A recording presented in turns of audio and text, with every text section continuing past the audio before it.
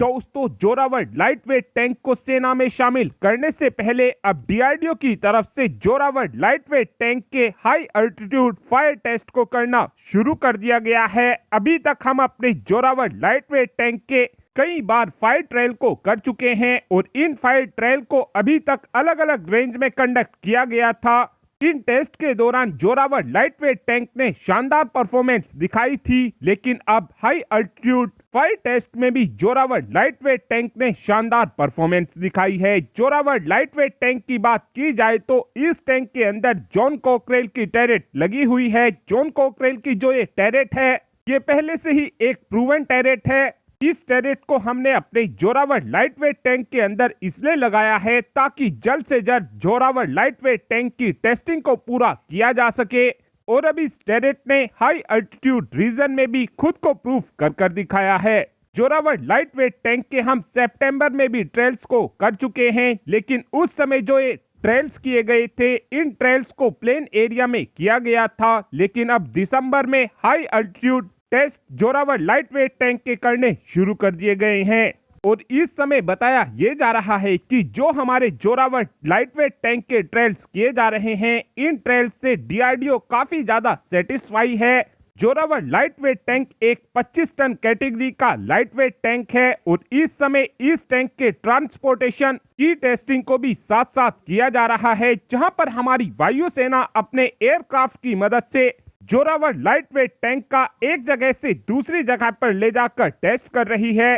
Zorawar lightweight tank की बात की जाए तो इस टैंक के अंदर जॉन कॉकरेल की 3105 मेन गन इस टैंक के अंदर लगी हुई है और इस टैंक के अंदर अमेरिकन ओरिजिन का कमिंस का VTI 903 इंजन लगा हुआ है, जो हमारे जोरावर लाइटवेट टैंक को 760 हॉर्स पावर जनरेट कर देता है।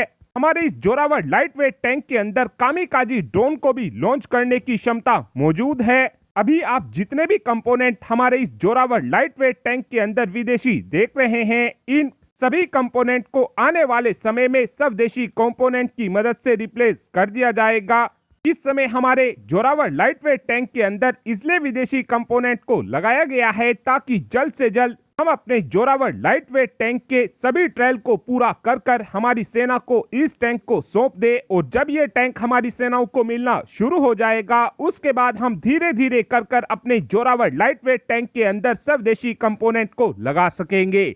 जो हमारा ये जोरावर लाइटवेट टैंक है, ये चाइना के लाइटवेट टैंक से कई मामलों में काफी ज्यादा बेहतर होने वाला है, क्योंकि जो हमारे जोरावर लाइटवेट टैंक के अंदर मेन गन लगी हुई है, ये 40 डिग्री तक एलिवेट हो सकती है।